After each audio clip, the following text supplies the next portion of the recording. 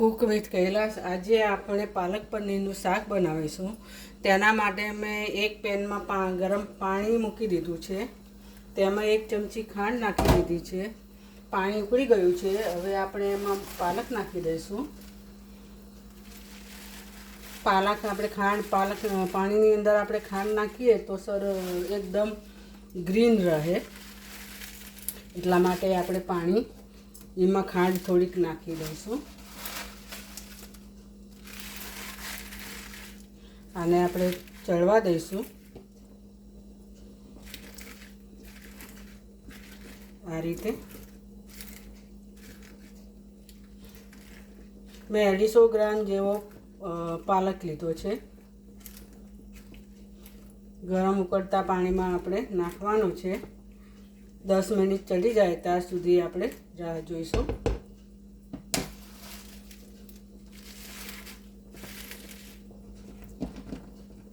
અને પાલકને બફાતે વાર નથી લાગતી। મેં દાળી સાથે જ બાફવા મૂક્યો છે। દાળી સાથે સ્વાદ સરસ આવે।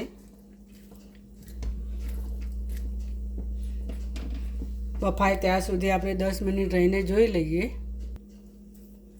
હવે આપણો પાલક ચડી ગયો છે। તેને આપણે અડધી તપેલી પાણી લીધું છે, તેમાં બરફ નાખ્યો છે। બરફમાં આપણે ગરમ કાઢીને તરત આપણે બરફમાં નાખી દઈએ તો એકદમ ગ્રીન રહેશે। આ રીતે આપણે કાઢી લેવાનો છે। ઠંડા પાણીમાં નાખવાનો છે આપણે।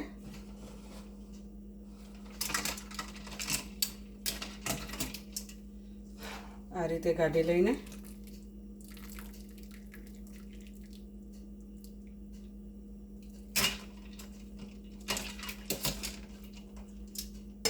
આ રીતે ઠંડા પાણીમાં નાખી દઈશું આપણે।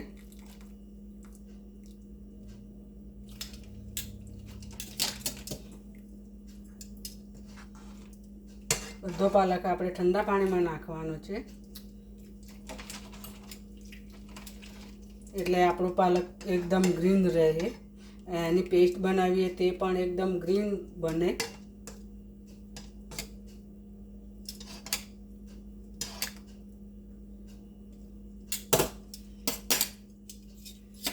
આ રીતે ઠંડો પડે ત્યાર સુધી આપણે રાહ જોઈએ થોડી 10 મિનિટ। હવે આપણે એક પેન મૂક્યું છે, તેમાં મેં તેલ ગરમ કરવા મૂક્યું છે।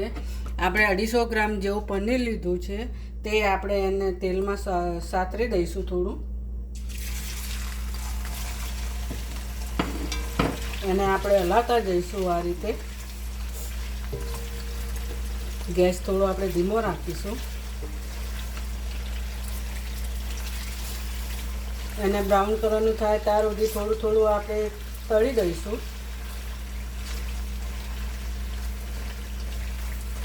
આ રીતે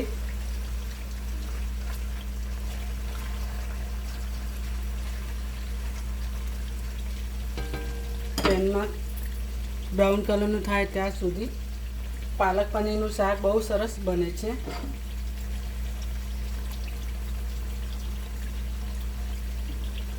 તેને આપણે હલાવતા રહીશું, નહીં તો નીચે ચોંટી જશે।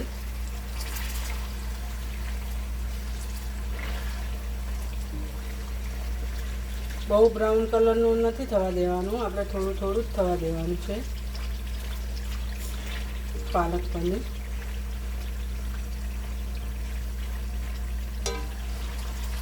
નીચે ચોંટે નહીં તેનું આપણે ધ્યાન રાખવાનું છે। એકદમ ધીમા ગેસ પર આપણે કરવાનું છે।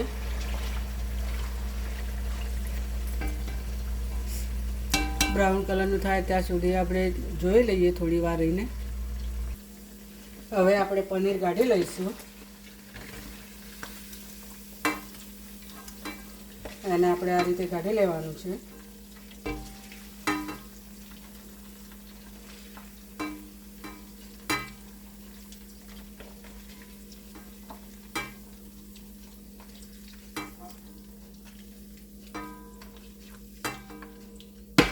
કાઢી લીધું પનીર।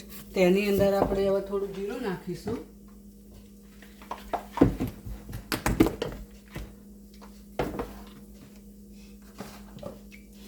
આપણે થોડું જીરું નાખીશું,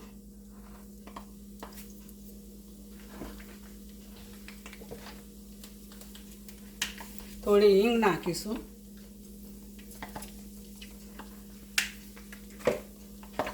મેં એક ડુંગળી સમારીને લીધી છે ઝીણી, તે નાખી દઈશું.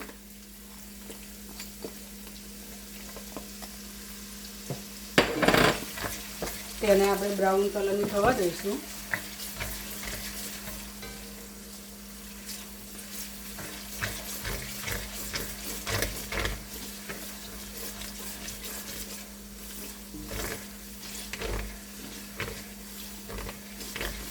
બ્રાઉન કલરની થાય ત્યાં સુધી આપણે સાતરવાની છે ધીમા ગેસ પર.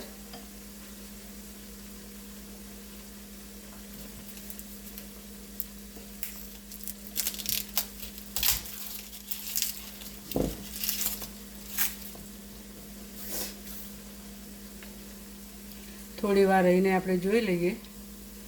તેની અંદર આપણે 2 કળી લસણ લીધેલું છે તે નાખી દઈશું.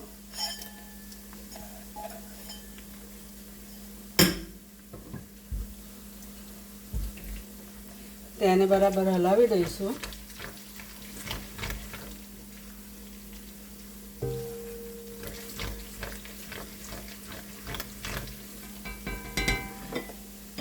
તેને થવા દઈશું થોડી વાર.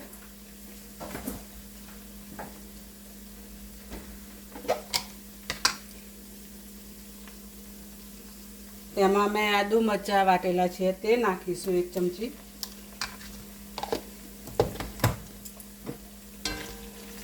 તેને મિક્સ કરી દઈશું.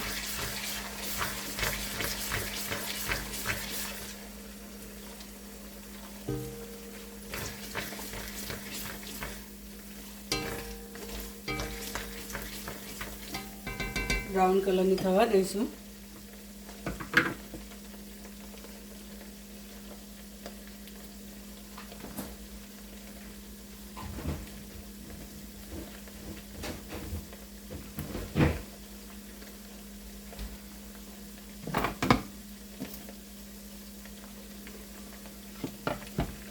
આપણે એક ટામેટું લીધું છે તે સમારી દઈશું. તેને આપણે ઝીણું સમારી દઈશું.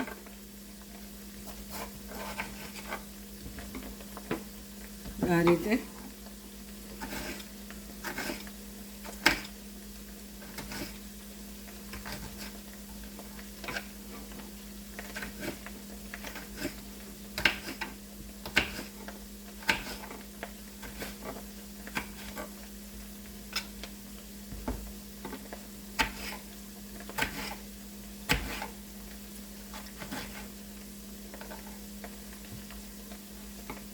આ રીતે આપણે સમારી દેવાનું છે ઝીણું ટામેટું.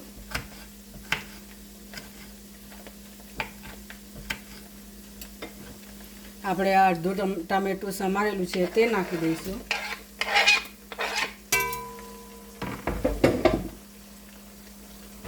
તેને હલાવીશું બરાબર.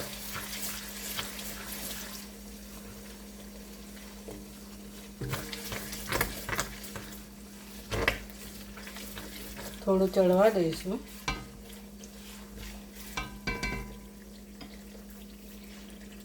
ચડે ત્યાં સુધી આપણે 5 મિનિટ રહીને જોઈ લઈએ. હવે આપણે ડુંગળી અને ટામેટાં બંને ચડી ગયું છે.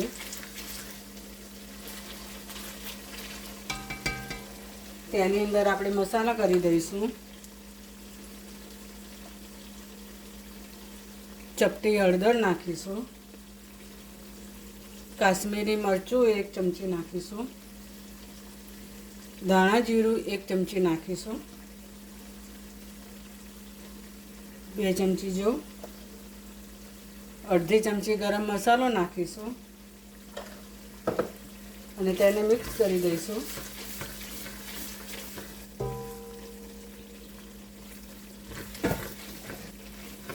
હવે આપણે જે પાલક વાટીને મૂક્યો હતો તે નાખી દઈશું. તેની અંદર મેં થોડા કાજુ નાખ્યા હતા અને મિક્સ કરી દીધું હતું તે નાખી દઈશું.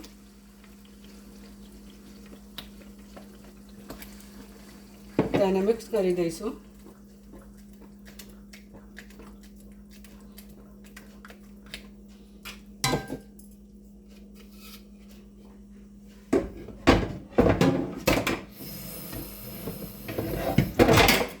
તેની અંદર આપણે થોડુંક પાણી નાખીને હલાવીને નાખી દઈશું.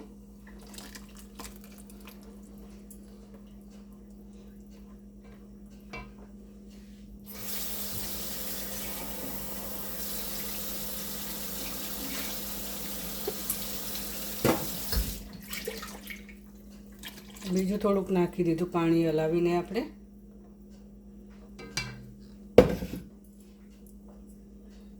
તેને આપણે થોડીક વાર થવા દઈશું.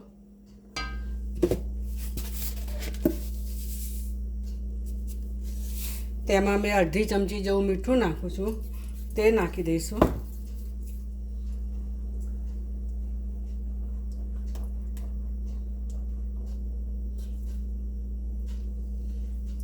જે આપણે આ પનીર તળેલું હતું તે નાખી દઈશું અંદર.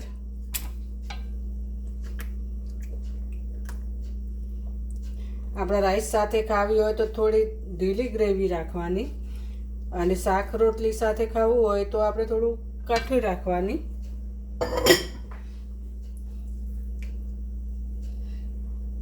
એટલે બંનેમાં કામ લાગે.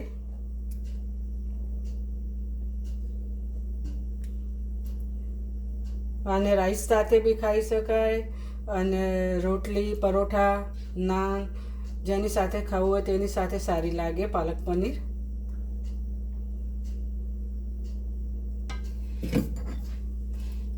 તેને આપણે થોડીક વાર થવા દઈએ. આપણે ઢાંકી દઈએ. 10 મિનિટ રહીને જોઈ લઈએ. હવે આપણે જોઈ લઈએ, આપણું તેલ છૂટી ગયું છે. એકદમ ધીમા ગેસે આપણે કરવાનું છે.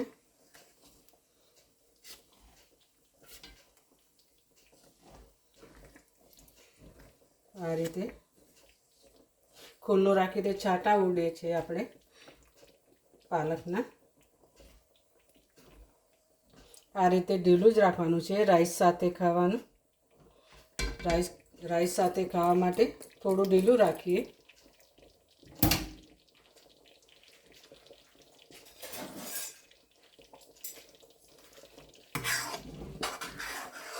હવે આપણે ગેસ બંધ કરી દઈશું.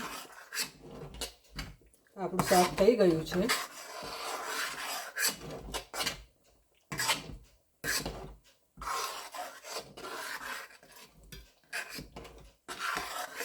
આ રીતે પાલક પનીરનું શાક બહુ સરસ બને છે અને બહુ સરસ સ્વાદમાં લાગે છે. તમે પણ બનાવજો અને ખાજો, પછી મને કહેજો કે કેવું બને છે.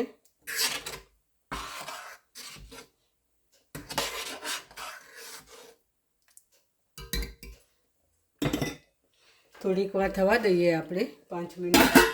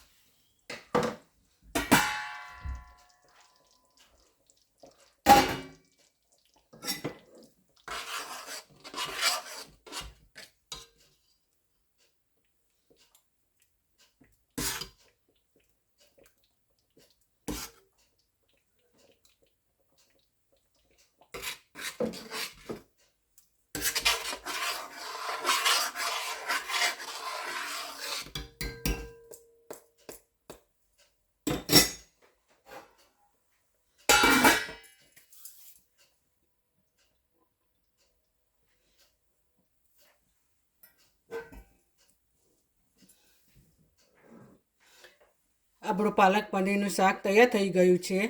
સ્વાદમાં બહુ સરસ બને છે. જો મારો વિડીયો ગમે તો લાઈક કરજો, શેર કરજો, સબસ્ક્રાઈબ કરજો. તમે પણ બનાવજો પાલક પનીરનું શાક. ફરીથી મળીએ નવા વિડીયોમાં. ત્યાં સુધી બાય બાય.